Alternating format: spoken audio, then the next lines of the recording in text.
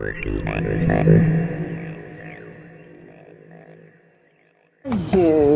a while. It's day 5 and Mary has arranged to introduce Chris to Peter Curry. Peter is a security guard and a devoted family man with a remarkable story to tell about an alien encounter that he claims left him with the Holy Grail, DNA evidence. No, what happened in 1992 was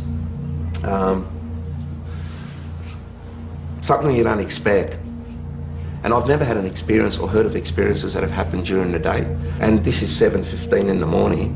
I'm lying there and I feel like something jumped on the bed like a cat.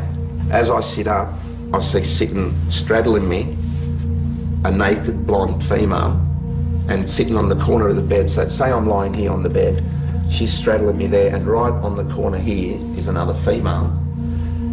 The one that was sitting on top of me was blonde, very milky white skin, very, very attractive, but at the same time, longer face, a long nose, but it wasn't a big nose again, it was just like, it fitted their features very well, larger eyes, very well proportioned, I mean, I've got to say, and I'm thinking, what the hell is going on here? How did you get in here?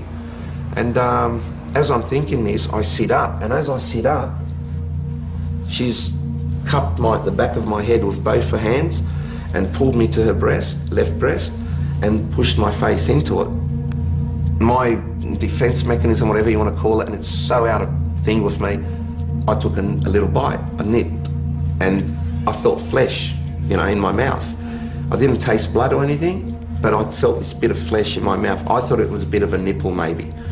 And as it hit the back of my throat, it was like you poured acid down the back of my throat, just this really bad chemical reaction. I started coughing, very heavy coughing, and as I've looked down and coughed, I've looked up and I saw them looking at each other, and I picked up what they were saying. They weren't speaking, but it was telepathic communication again. It was, he's done this wrong, something's gone wrong, this isn't the way it's supposed to be, he's done this wrong. And I'm like, what the heck, what are you going on about? I could pick on it, I could hear it.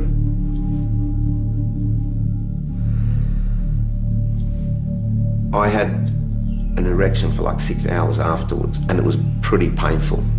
And under my foreskin I found 2 hairs. One was like an S shape, almost curled, and the other one was sort of not, it was just wrapped around, embedded in though, like if you push your nail into you get a little bit of a mark. That's what they were embedded. I could see that they weren't on the surface. And as I tried to take them off, peel them off, it was total agony. And so I knew it had to be from them. Peter released his sample for DNA analysis, which was conducted by a biochemist. The results that came back were extremely unusual. And mate, I was bombarded with phone calls from the scientists. Come to our house, took hair samples from me, hair samples from Vivian, blood from me. So I was starting to get like a forensic investigation. What they found was the analysis confirmed the hair came from someone who was biologically close to normal human genetics, but of an unusual racial type, a rare Chinese Mongoloid type, one of the rarest human lineages known, that lies further from the human mainstream than any other except for African pygmies and aborigines. There was a strange anomaly of it being blonde to clear instead of black, as it would be expected from the Asian type mitochondrial DNA. The study concluded the most probable donor therefore must be, as Curry claims, a tall blonde female who does not need much colour in her hair or skin as a form of protection against the sun, perhaps because she doesn't require it.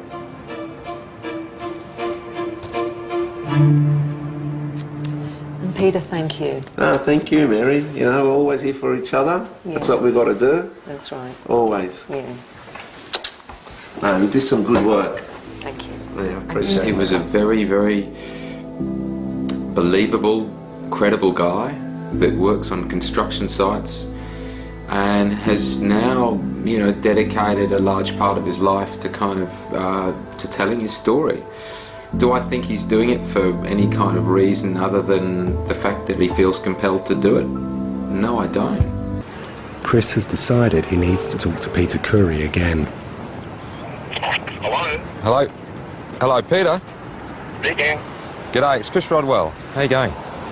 Your account yesterday was pretty mind-blowing and quite detailed. Look, I was wondering whether or not you would be prepared to undergo a polygraph test.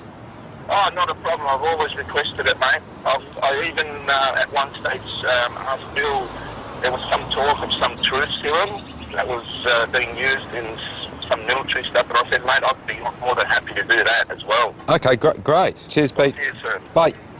Bye, mate. It makes it much more believable to me, the fact he was so eager to do the polygraph test. I mean, how can it not? There's a guy saying, without a hesitation, without a shadow of a doubt, yep, I'll do it. What can you go, okay, well, right. That wasn't, I was expecting even a thought. Nah, do it.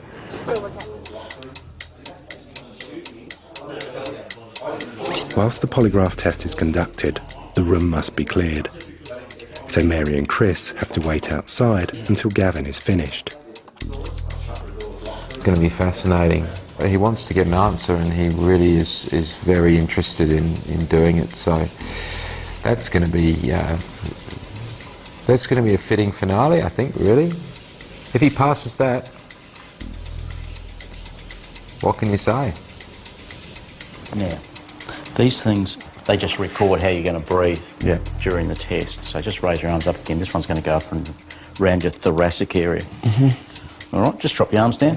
Yeah. Those sensors on your fingertips, they record perspiration, all right? Yep. Okay. If you're feeling faint, if you're feeling uneasy, queasy, whatever, let us know if you do. Yeah. Relax there.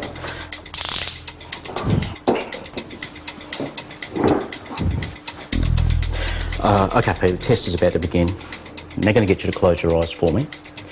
Keep your feet flat on the floor. Don't move, and answer each test question truthfully. Is today Wednesday? Yes. Is your first name Peter? Yes. Do you intend to deliberately lie to any test question? No. In July 1988, did you definitely witness 5 aliens in your bedroom at your parents' home in Hurlston Park? Yes. Did you lie to me when you said you definitely witnessed 5 aliens in your bedroom at your parents' home in Hurlston Park? No. Is honesty more important to you than loyalty? Yes. Did you deliberately do anything to try and beat this test? No. Did you lie to me when you said you definitely witnessed 5 aliens in your bedroom at your parents' home in Hurlston Park? No.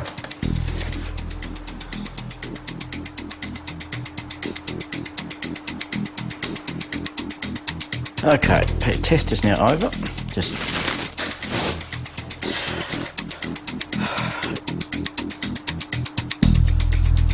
Chris, Mary, I suppose you're dying to know what the results were.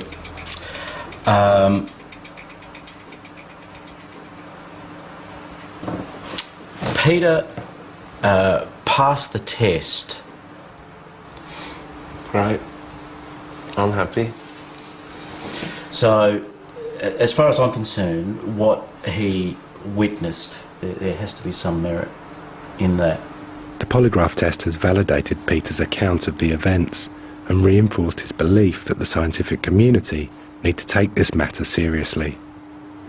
Look, I think the DNA went a long way to helping people believe. Hopefully with a polygraph to back it, people can then sit back and say, well, if the guy's not lying, there's got to be something there, you know, and if there's something there, and if it's 5% of all the reports around the world, if 5% of those reports are legitimate and mine is part of that, then, geez, we've got a phenomena we need to look at. I mean, the results actually haven't surprised me because I've always believed Peter, and I know that he's got absolutely nothing to gain by saying something so incredible. It was an amazing day to cap off an amazing kind of time.